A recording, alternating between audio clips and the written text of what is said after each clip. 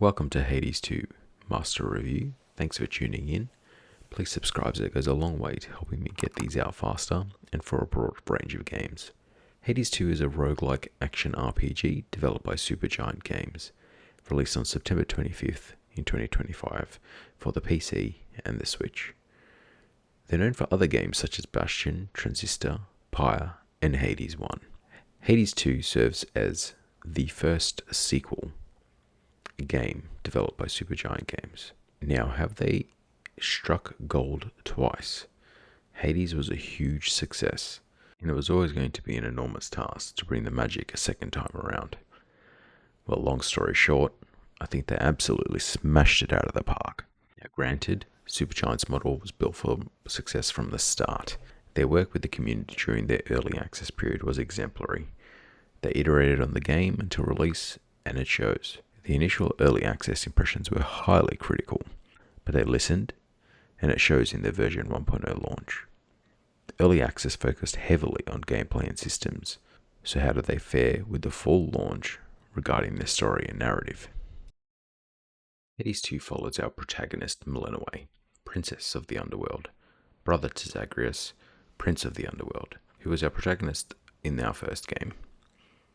We're pitted against Kronos, the Titan of Time, who has imprisoned our family, and he's seeking revenge on all those who have opposed him, gods and mortals alike. We are set upon this journey with our mentor Hecate, who took charge over Melinoë ever since she was saved from the hands of Kronos by the swift action of her father Hades, just before their imprisonment. Just like the first game, we explore the underworld, but this time delving deeper below, to reach back to the house of Hades to face our adversary.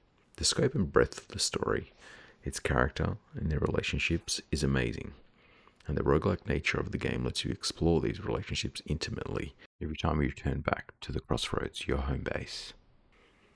The weave between the tense gameplay, frequent deaths, and frustrations is immediately cut by your ability to progress stories and relationships when in town before heading out into the night once again.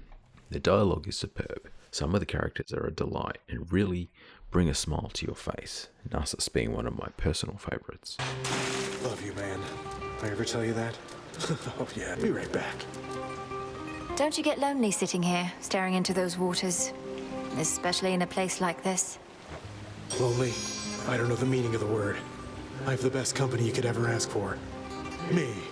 If you could ever make this into a show or a movie, this would definitely have to be played by Nicolas Cage. The writing and build-up in the story as you progress your confrontations with Kronos, or build relationships with the various gods and shades, feels compelling. You want to hear what these characters have to say to you. The world is immersive, engaging, and exciting to traverse through, each so bringing a different feel and tone. Hades 2 expands on this significantly, but not only having you explore the underworld, but exploring the surface to make your way to Mount Olympus and aspire to reach Zeus's palace, blocked off by a new nemesis you need to contend with. There is very little to fault here. Melinoë as a protagonist is strong, confident, and compelling, all the traits that one expect from a princess of the underworld. It's a new and different character to Zagreus, and I think the game is probably better for it. Kronos as an antagonist feels threatening and immense in power, even if you are beating on him repeatedly, for he is the Titan of Time after all. And the only criticism I've seen out there was the swiftness of the end of the story and the explanation of how it all panned out between the Hades family and Kronos. But I personally didn't feel the brevity of that ending. Despite this, Supergiant Games provided a post-launch patch to extend some of the end scenes, which was mostly received quite well. My only personal criticism was the epilogue felt ever so slightly underwhelming compared to the main story, after such a long build-up to trigger it, but it served its purpose well enough. So I've gone on too long with this already, and I could probably talk about it for hours, so the story and narrative gets a 9 out of 10 from me. Let's talk gameplay, mechanics, and systems. Being a roguelike game, you're going to die and get frustrated a lot, especially as you have barely any power when you start the game. Though, like with all roguelikes, this is intentional, and the strength lies in the systems that support your character's growth to progress further into the game without dying. And boy, do we have systems. I almost feel like you have too many of them when you start off. I initially had that feeling at the start of the game where I felt like I was being overwhelmed, though luckily, the game gives you the option of tracking upgrades and the required materials for them, so you can be guided to the locations to get the materials that you require. Now, if we're going to count out the gameplay systems, you've got your weapons, of which there are 6, plus their different aspects, your base weapon, 3 aspects. They're all upgradable, so it's quite a bit of combinations. Your Arcana, a card system which serves as a loadout for your night runs, each of them also upgradable. You got your keepsakes, obtained from various objectives and relationships in the game, all of which level up after progressing through encounters. And you got your companions, small animals which assist you in battle, with various perks, all upgradable as well. These 4 combat progression systems all require an exhaustive set of materials, acquired through resource gathering, alchemy, and incantations. It's easy to feel like you don't know where to start, but as you naturally progress through the game, you definitely learn these systems along the way, as you're incrementally provided upgrades, and it's given to you at a reasonably comfortable pacing. So you learn these systems quite easily as you progress through the story. Now, the combat provides 3 basic moves. You have your attack, your special, and your cast. Each of these have an Omega cast version that either do extra damage or give some extra utility in some way, but they all consume magic, a new resource that you need to manage during your runs. Now, your movement abilities are dash and sprint or rushing. Now, mastering these alongside your cast management is key to succeeding in all encounters, especially while your power is lacking. Now, the build variety is enormous. You can focus on just any of these 3 combat abilities, or a combination of them, or even your movement abilities. The sky is the limit here. You can even have a pseudo AFK build with some weapons where all you do is rush around and do passive damage. Now, learning the weapons and their moves and which boons work best with each weapon is where the most fun comes from this game. The difficulty curve and the pacing, it feels appropriate, and each run feels more accomplished than the next. Now, once you feel you're becoming a bit too good, you can go ahead and increase the difficulty by increasing the number of testaments in your run. This includes things such as increasing the difficulty of the guardians at the end of each region. You have your enemy health, damage. You can nullify boons when you select one and it cuts out the others. You can limit the amount of healing you receive. You really get to pick your poison here. And you even get provided an ultimate testament goal in which you can become the Knight's Champion, and it feels ever so rewarding once you complete it. Now, it would be nice if you had been rewarded a little bit more after becoming Knight's Champion, but you feel pretty fulfilled in just getting it.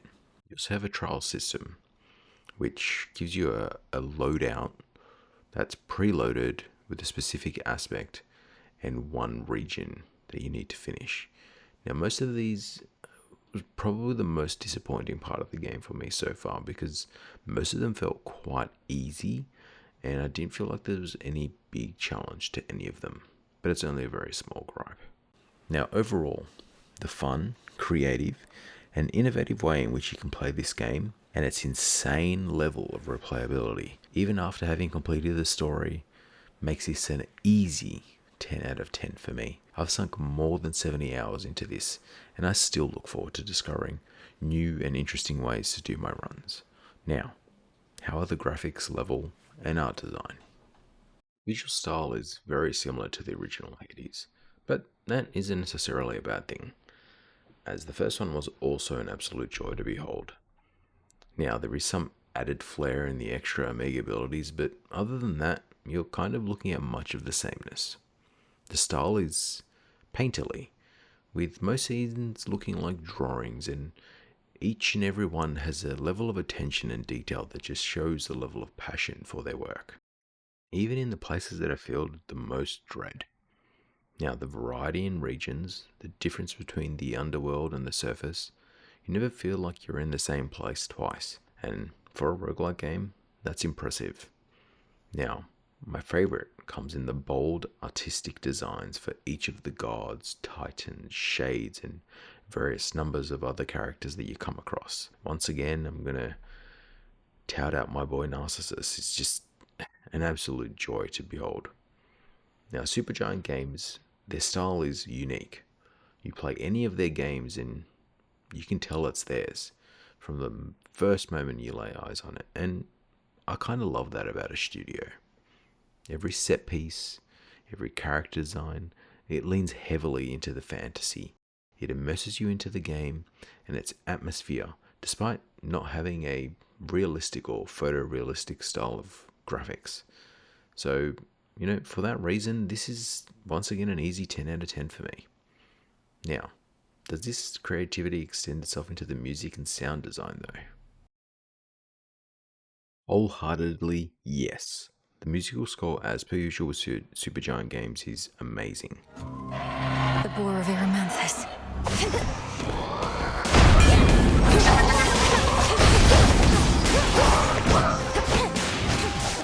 Once again, we've got Darren Korb leading the way, and they knock it just absolutely out of the park. Every encounter has a perfectly matching track. The ebbs, the flows, the attacks, they just all work in perfect harmony in your struggle to survive and win. Each Guardian has their own track, which feels appropriate to them, almost like an expression of their personality. How easily you can anticipate my flames by now.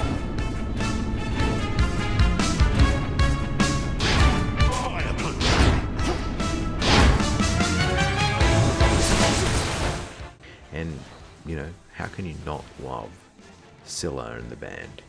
What are you, his personal assistant? Of course he's getting back to us. And if he's paying no attention to what happens in our venue in the meantime, even better. Sing along, everybody!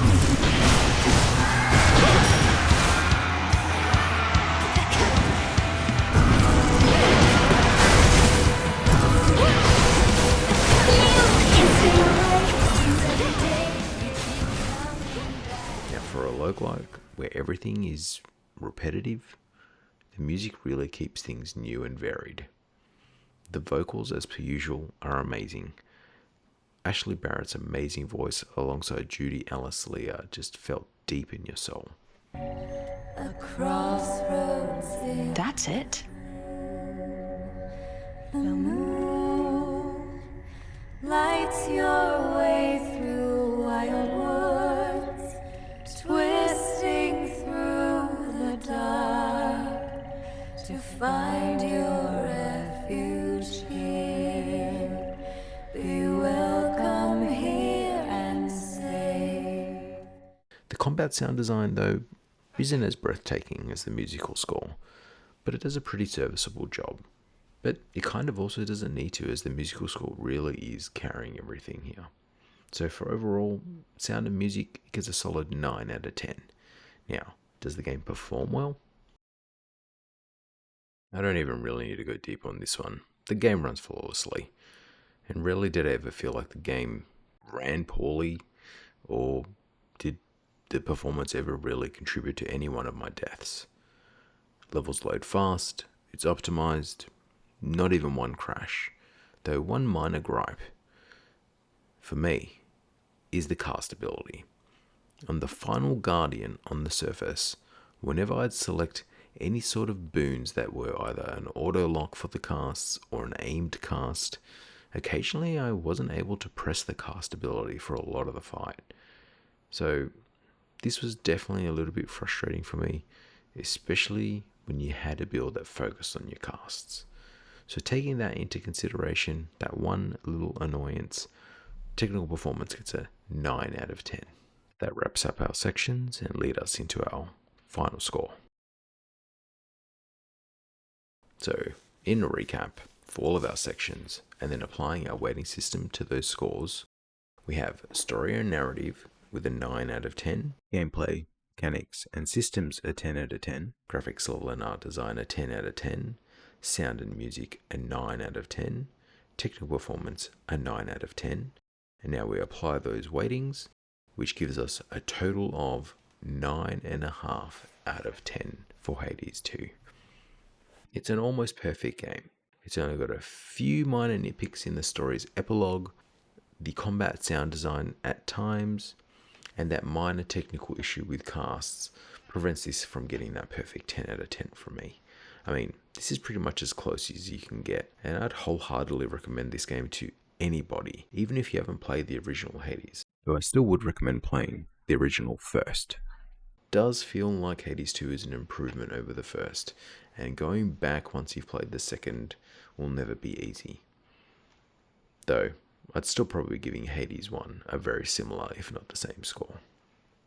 So overall, thanks for watching. Really appreciate you watching the video to the end. I'd love to hear from you in the comments about my review process, how I could improve it for the future, and what you'd like to see added to it.